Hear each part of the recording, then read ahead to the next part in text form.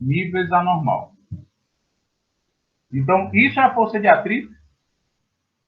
Sempre? Rapaz, eu acredito que sim. Foi do jeito que eu aprendi. Vamos lá. O que seria esse coeficiente de atrito? Esse coeficiente de atrito é um número, né? Isso aqui depende da superfície. Da superfície depende esse Mi. E esse N é anormal. Então, aqui, esse número vezes a normal vai me dar a força de atrito. Vamos supor que nessa situação, essa força de atrito seja de 3 newtons, certo? Essa força de atrito aqui é de 3 newtons. Se eu empurrar esse corpo com 1 newton, quanto é a força resultante? Entenderam a pergunta? Ó, a força de atrito, vamos supor que é μ vezes a normal, a força de atrito, esse coeficiente de atrito é o coeficiente de atrito entre a superfície aqui dos pneus do carrinho e o papel, certo? Isso aqui vai me dar o Mi, que depende da superfície. Essa força normal é a força que a superfície está fazendo no corpo. Mi vezes a normal, eu faço as contas aqui, deu 3 newton. Aí eu vou empurrar o carrinho aqui com 1 newton. Quanto é a força resultante? A força de atrito, ela não é sempre Mi vezes a normal, certo? Ela depende. Porque se eu empurro esse carrinho aqui com 1 newton, a resultante é zero, o carrinho não vai sair do canto. Se a força resultante fosse menos 2, quando eu empurrasse com 1 newton para lá, o carrinho voltava. Estava possuído, né? Ok?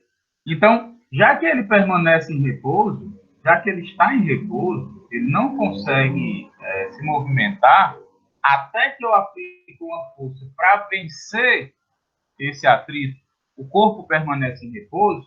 Então, essa força de atrito, primeira coisa que a gente tem que lembrar, ela não é constante.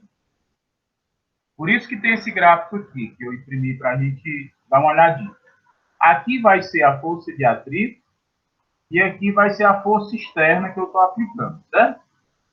Aqui Newton e aqui Newton. O que acontece?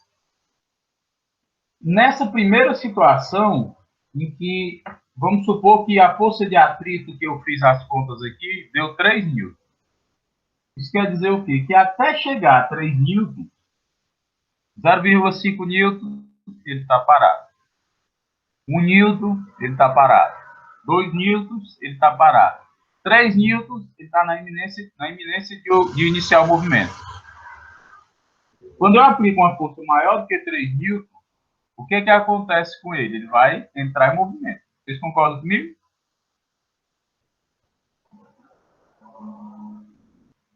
Sim?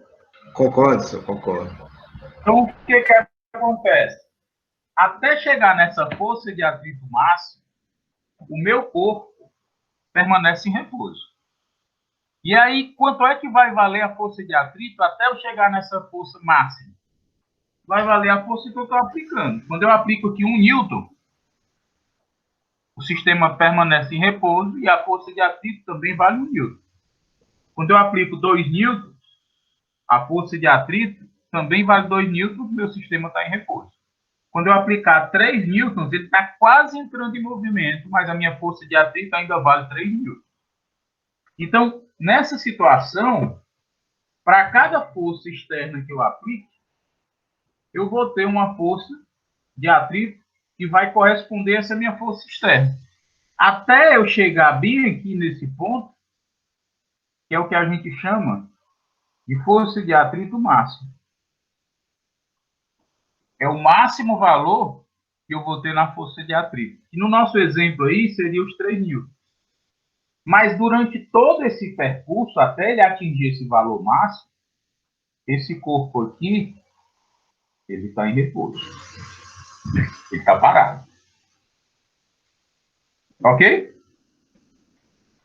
Tranquilo? Até aí, tudo bem? Tranquilo, professor. Aí o que acontece? Depois desse ponto, ele vai começar a entrar em movimento. Você já tiveram a experiência de empurrar um carro que descarregou a bateria? Você viu o seguinte, quando você está colocando o carro para se movimentar, no momento inicial do empurrão, você deve ter percebido que o carro parece que é mais pesado. E depois que ele entra em movimento, fica mais fácil de você empurrar o carro. Vocês já perceberam isso? Quem já teve essa experiência?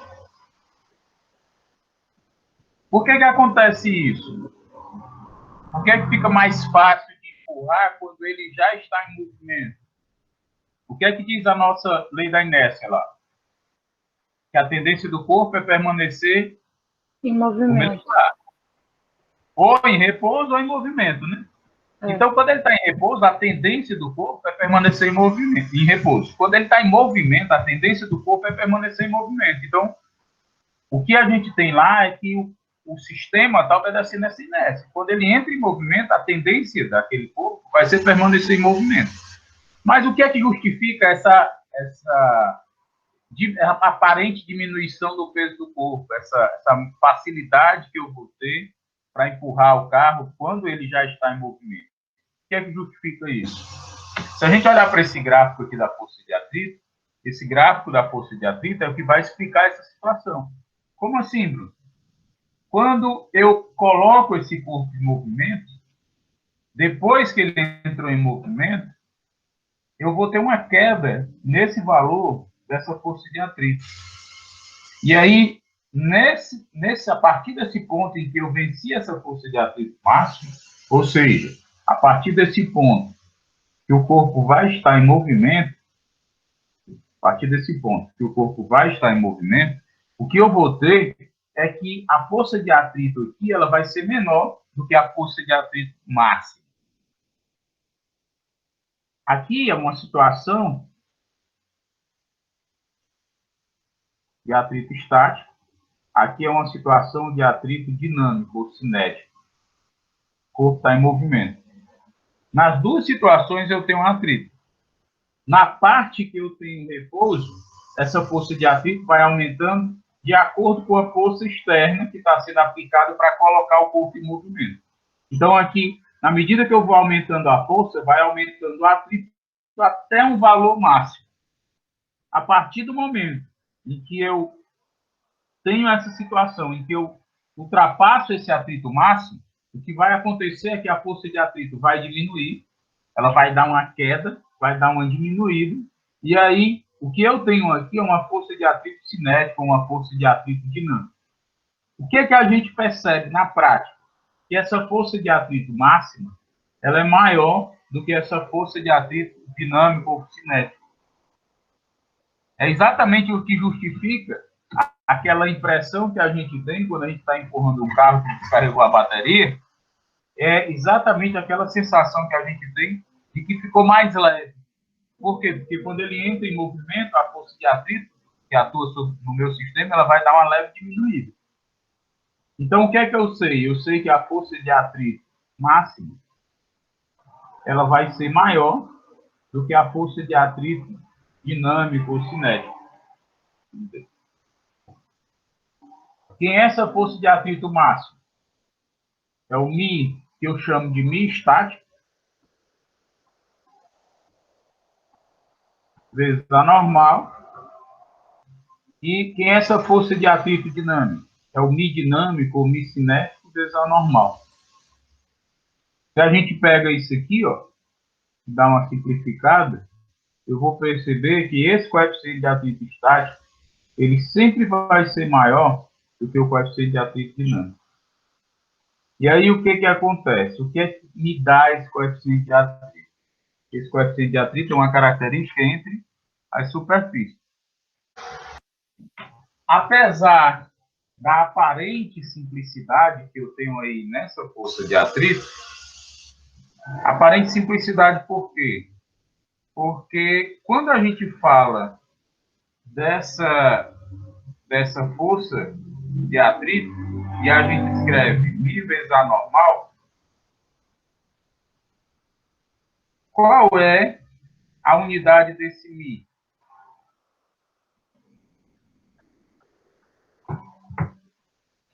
Não tem unidade, né? É adimensional, né? Como é?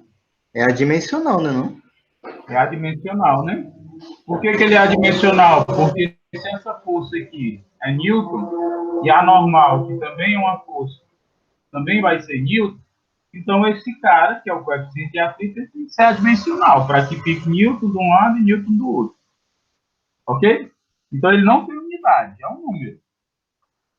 Apesar dessa aparente simplicidade, isso aqui a gente usa, né, na nossa física básica como sendo um número, mas na prática, isso aqui é um tensor, certo?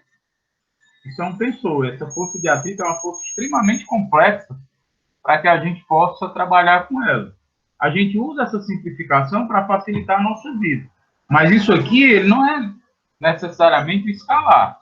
Quando a gente vai para uma situação mais aprofundada, esse cara aqui ele vai ser um tensor. O que seria isso? Tem um escalar, tem um vetor e tem uma outra entidade matemática que seria o tensor. Então, nós temos que perceber que a força de atrito ela não é μ vezes a normal. Vai depender de onde eu esteja olhando essa força de atrito. Se eu estiver olhando μ vezes a normal aqui nesse ponto, esse μ é o μ estático vezes a normal. Se eu estiver olhando a força de atrito aqui, ela vai ser igual à força que está sendo aplicada. Ela vai ser igual à força externa que está sendo aplicada. Até eu atingir essa força de atrito máximo. Depois que ele entrou em movimento, isso aqui não é bem uma reta, fiz aqui uma reta, mas não é bem uma reta.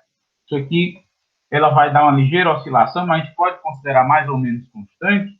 Então, nessa situação aqui do corpo em movimento, eu posso usar força de atrito igual a μ vezes a normal, nesse caso dinâmico, nesse caso cinético, o corpo está se movimentando, eu posso usar a força de atrito μ vezes a normal, se esse μ aqui for o μ dinâmico. Tranquilo? Tudo certo?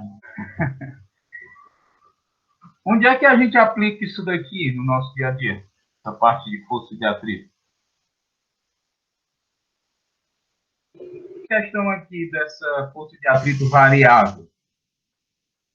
Vocês já pararam para pensar em alguma situação do dia a dia, por exemplo, num carro? Onde é que está sendo utilizado esse princípio aqui?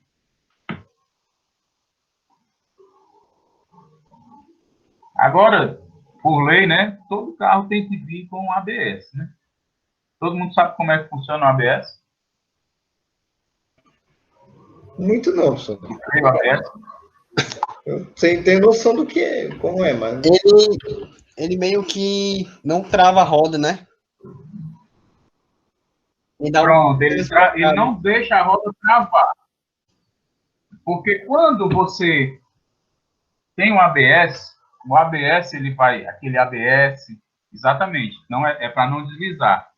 Então, o ABS vai fazer com que a tua força de atrito fique aqui em torno desse ponto aqui, que é o ponto máximo. Como ela não deixa deslizar,